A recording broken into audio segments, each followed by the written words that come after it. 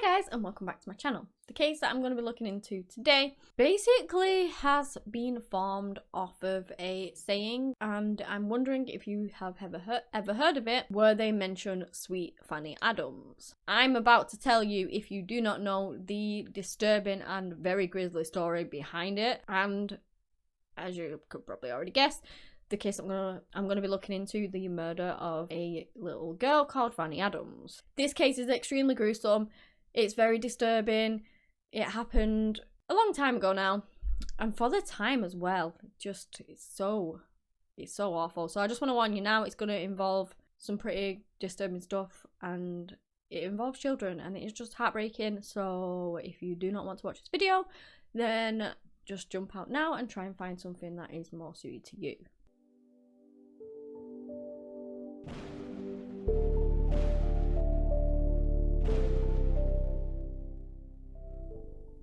Fanny Adams was born on the 30th of April in 1859 to parents Harriet and George in Tanhouse Lane in Alton, Hampshire. She lived with her parents and 5 siblings, so it was quite a big family. There were 6 of them, kids in total. She was the 4th born and had 2 younger sisters, Elizabeth Ann, who was known as Lizzie, born in 62, and Lily Ada, who was born in 66, and I mean 1866. Their dad worked as a bricklayer, and apparently the family was pretty locally rooted. George Adams and his wife Anne is believed to have been Fanny's grandparents, and they lived just next door. Fanny was described as an intelligent young girl. She was quite tall for her age, actually. She was 8 at the time of this case happening, and people often thought she was a lot older than what she was because of how tall she was. But she was just a lively young little girl who was just always happy. Well, at least she always seemed to be happy. And where Fanny lived, it was known to be quite a safe area. Again, this is a very long time ago it happening. People just assumed that they were safe. Everyone felt like they knew everyone, and nobody ever thought anything like this would ever happen in a million years. And sadly, it did. On the 24th of August in 1867, it was a warm sunny day. Fanny, her sister Lizzie, who was 5 at the time, and Fanny's best friend Minnie Warner, who was 8, asked Fanny's mother if they could go to a place called the Flood Meadow. I mean, it was a place that the kids went a lot. They played there a lot. Harriet was busy doing a few bits and bobs. They had been there so many times before. She said, yeah, of course you can go. You know, there was 3 of them. You think nothing will ever happen. So she agreed and let them go. They were off to have fun in the sunshine in the lovely summer's day. Now, there are a few contradicting stories here. I have gone with the one that I found the most prevalent. So that's this one, which is on the 24th of August in 1867, the children all went down on their way to the meadow.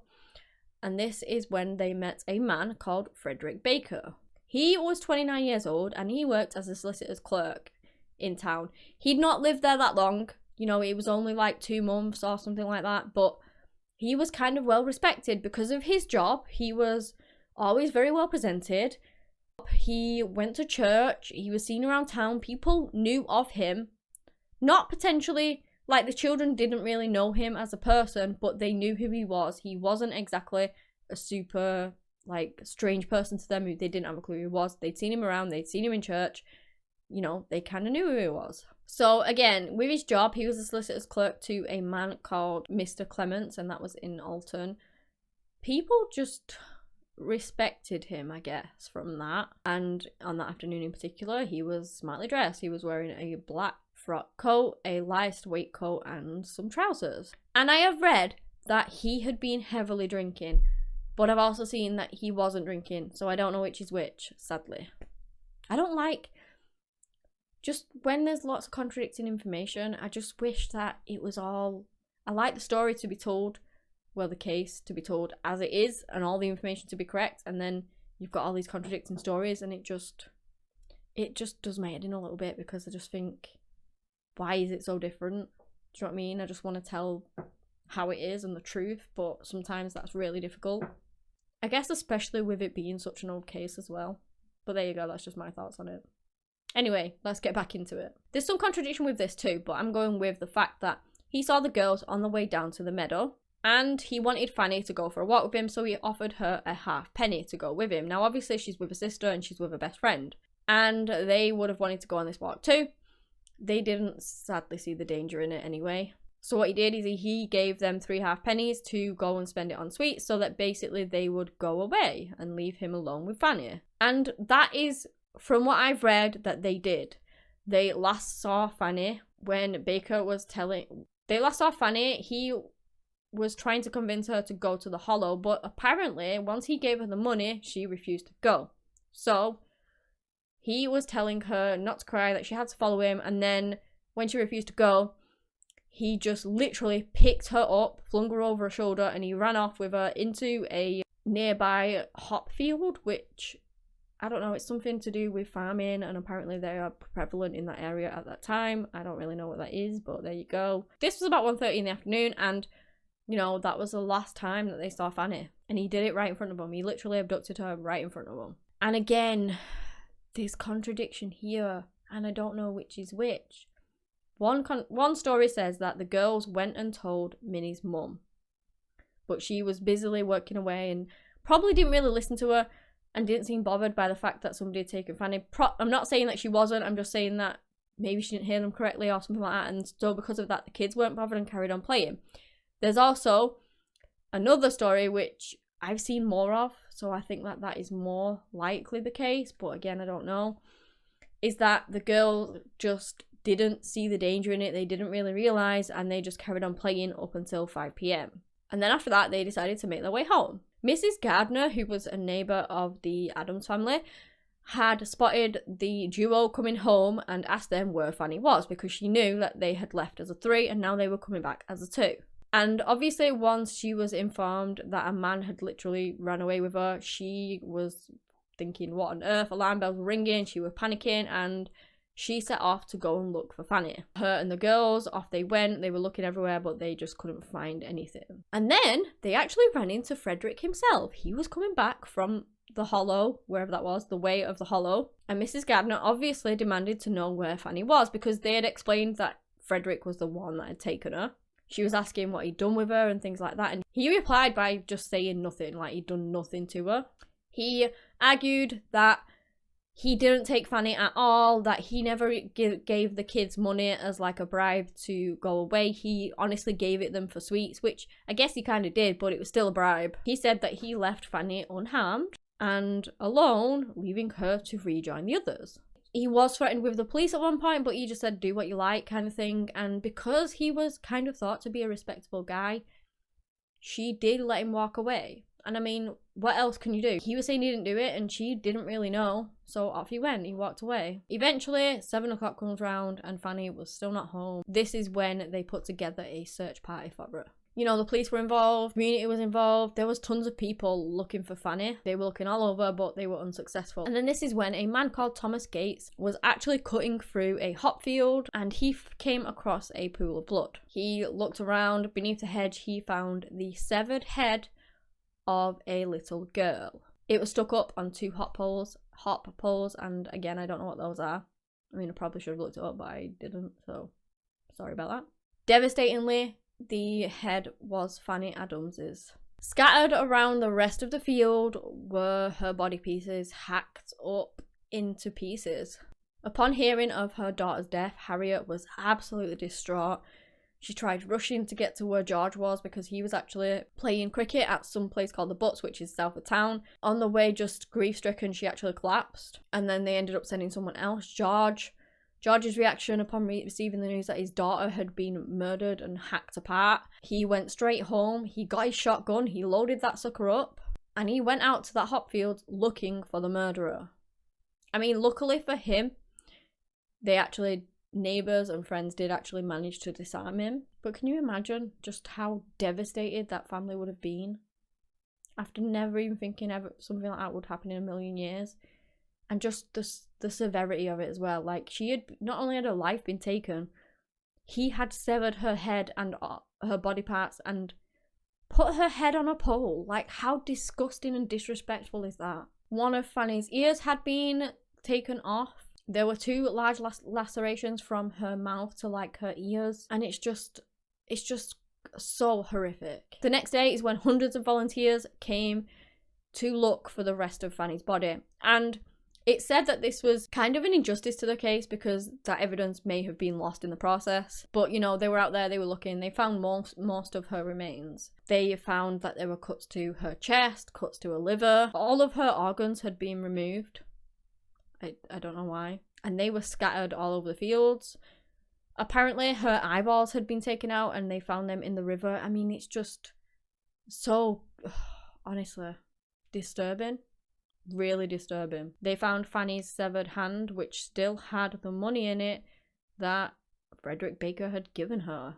They collected all of the body parts that they could find and they took them to a funeral home kind of place called the Leven Bottom. This is where Fanny's remains were reassembled, sewn back together, and then she was taken to the local police station. They also found a stone that was handed in. Somebody had come across the stone and it had like hair and flesh on it and blood, and that was given in to the police as well, and it turned out that that was probably the actual murder weapon that he used to kill her with.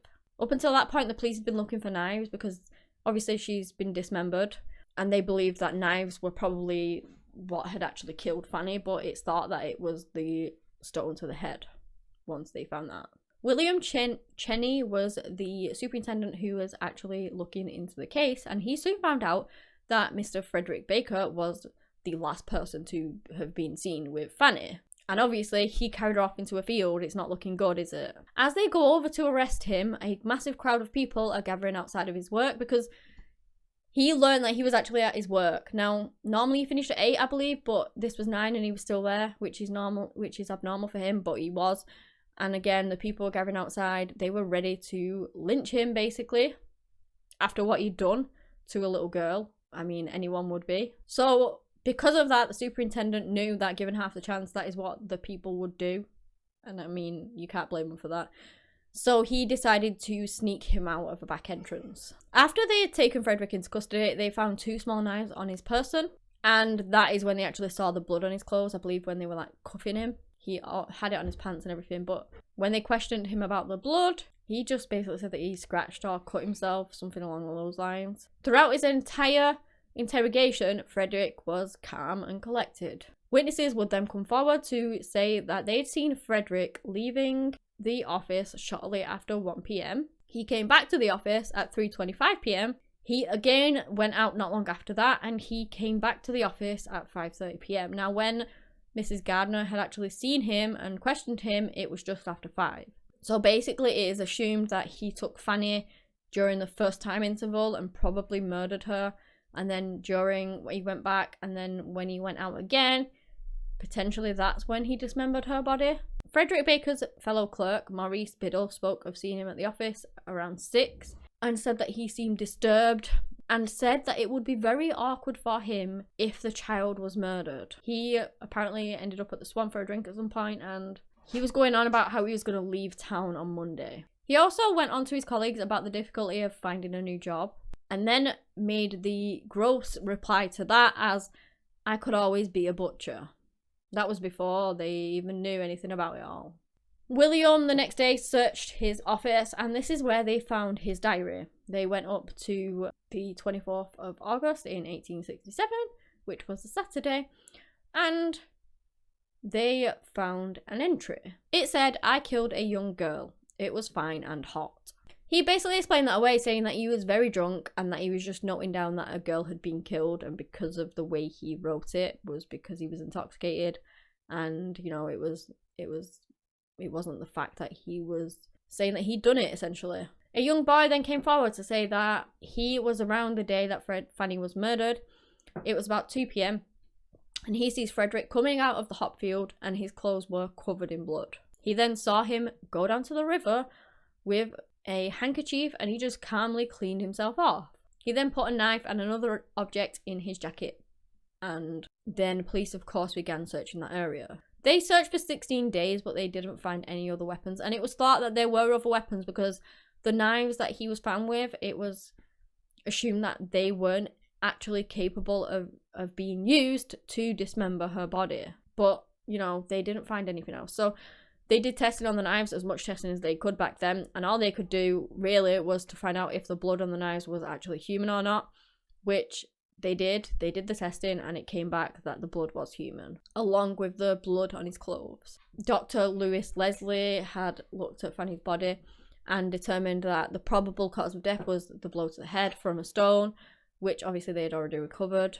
And again, I've already mentioned it, that they assumed that a larger weapon had been used to do the dismemberment. Frederick went on trial on the 5th of December. They basically tried for the insanity plea, saying that he had been abused by his father, that Minnie's identification of Frederick, which she did identify him as the one as taking Fanny, was incorrect, that the knives that were found on him were definitely too small to dismember her and therefore it was not him. And the judge did invite the jury to consider that he was not responsible by the reason of insanity. But after just 15 minutes, the jury came back and they found him guilty of the murder of little Fanny Adams. On the 24th of December in 1867, Frederick Baker he was sentenced to death before that, and it was when it was carried out and he was hanged. It was done publicly. It attracted a crowd of nearly 5,000 people, most of which were women, and he had the dubious honour of being the very last person to be hanged in public at the Winchester. Before he was executed, he had apparently written a note to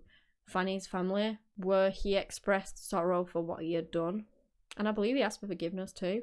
He said, "In an unguarded hour, and not with malice aforethought, he earnestly sought their forgiveness." And then he added that he was enraged at her crying, but it was done without any pain or struggle. He denied that he ever violated her or even attempted to do so. Fanny's funeral was held in Alton Cemetery. There were so many people there, and they actually put like a collection together in order to pay for a gravestone.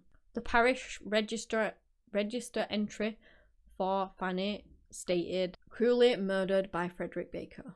Fanny's tombstone still stands in Alton Cemetery, and it was actually renovated a few years ago. It reads, "Sacred to the memory of Fanny Adams, aged 8 and 4 months, who was cruelly murdered on Saturday, August the 24th, 1867. Fear not them which kill the body, but are not able to kill the soul, but rather fear him which is able to destroy both body and soul in hell. This stone was erected by voluntary subscription." And we're not done yet, because I haven't yet explained where the saying of Sweet Fanny Adams even comes from. Well, I have. It comes from her murder. But in 1869, soldiers of the Navy had this tinned meat, and in a macabre and dark humour, which is just pretty disrespectful really, and it's sad, but that is what they did. They likened their meat to Fanny's remains and basically said that it must be her remains. Over the years, it's gradually changed. It's now become like a euphemism for sweet nothing. People you might hear nowadays saying sweet FA, which basically means that they're doing sweet nothing, and that is where it comes from, like Sweet Fanny Adams, sweet FA. But I am guessing that a lot of people that actually use that saying have no idea where it comes from, and this is the case that I wanted to tell you today. That is where it actually comes from. The horrific murder of an 8-year-old little girl whose body was dismembered, and just in the most horrific ways. What they did to that poor little girl, what he did to that poor little girl is awful. And then people like those sailors just saying that the meat was like her remains. It's just sad. It's sad, but I mean, there's a lot of dark humour and things out there, and each to their own, I guess. But yeah, that is actually where it comes from. If you enjoyed this video, give me a big thumbs up, subscribe to the channel for similar content. Anyway, that's all I have today on the case of Fanny Adams. Thank you so much for watching, and until next time, bye.